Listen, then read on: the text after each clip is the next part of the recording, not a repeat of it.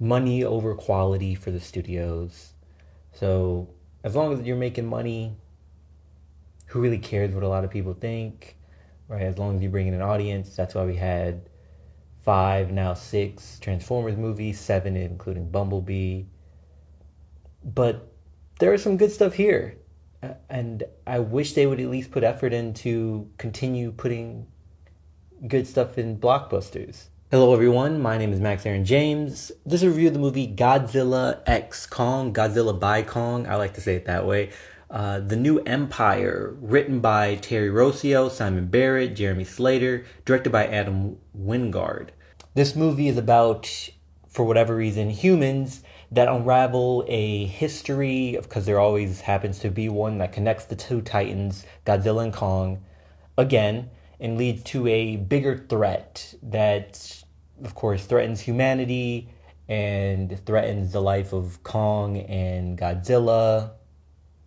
And we have this action-packed movie. Similar to the Transformers franchise, there's a lot of CGI action going on, but the CGI action can come off pretty good, and I think in this movie, it's probably some of the best action I've seen in this franchise since maybe King of Monsters, maybe Skull Island. But of course, they always have to put in humans, and they're there for, I would say, mostly exposition to explain what's going on because our main characters cannot speak. But then they give them a storyline, a backstory, a plot to make them relatable or for us to connect with them, even though we don't go to the movies to see the humans. We're there to see huge action and see these kaiju go at it. So we end up with humans that have contrived emotions, inauthentic relationships, unbelievable motivations, and things that we really do not care about. Like, I don't care about this character's job. If he's just involved, he's involved. No need to explain why he's there. Even Brian Tyree Henry's character. I like Brian Tyree Henry. I think he can pretty much do anything, and I'm glad to see him in blockbusters. I think his career should be bigger than what it is now. But even his character, I mean, I don't really care that he has a podcast. It's like they had to remind us of that because we never returned to that after the one scene. My issue is that so many studios treat their audience like they're stupid. We do not really need humans present to have a connection. I mean, WALL-E's a good example. And WALL-E's even a great example because for a good portion of the movie, there is no dialogue. We just understood what was going on. With that said, we do have an enjoyable Kong plot, which is maybe third on the writer's minds. And we understood the motivation, how Kong was feeling, his goal, where he was journeying to, why he was doing what he's doing, and not once did it have to be explained to us. And there were no humans involved, which I really liked. It was just Kong. It is when we return to the humans and we see one person wants to prove that they saved the world. One person, Rebecca Hall, our lead protagonist, wants to be a better mom. And we have Godzilla, who doesn't necessarily have a plot. He has a motivation, I guess, that's not really explained. It's more so assumed. And we just make an assumption as an audience that it's connected to the big fight that happens at the end of the movie.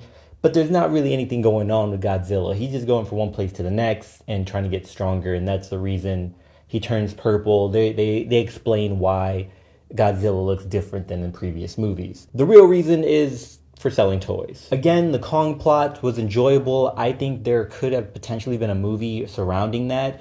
And I personally wanted a Kong sequel after Skull Island, which I thought was really good. And that's the one movie where the humans didn't feel forced. But I think we kind of got that here because, again, there's not much Godzilla until the very end.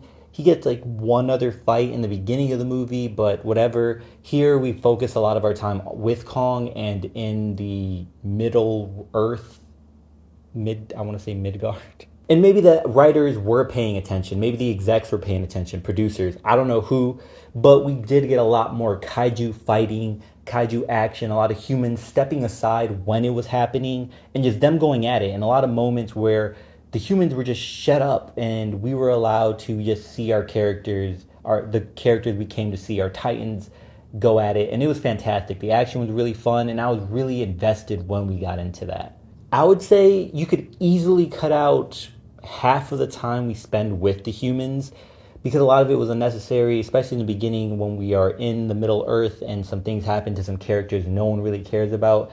I don't even think we get their names. We understand a lot of the story without it being explained to us through these expository characters. And it was fun without them. And honestly, halfway through the movie, I was wondering, what is this movie even about? What am I watching this for? Again, we have the Kong plot where we understand the motivations, but that was maybe a C plot. The main story had no point.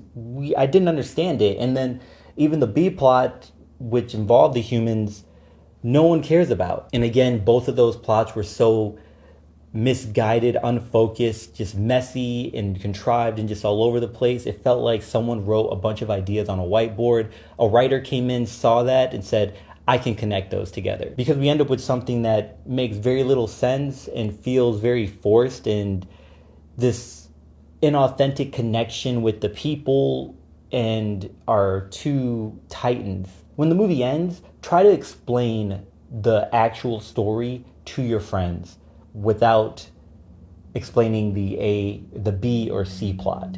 It's not possible. The A plot is a bunch of bullshit. This movie is making a lot of money. It did a pretty good opening. Warner Brothers is, I know they're loving it. I mean, Barbie last year being the biggest grossing movie of 2023. Now this year we have Dune Part 2 and Godzilla Kong. I think a lot of people will have fun with this movie. Again, the action sequences are cool. That's what we came here for, really. CGI is fine. I can see some people actually returning to the theater to watch it again.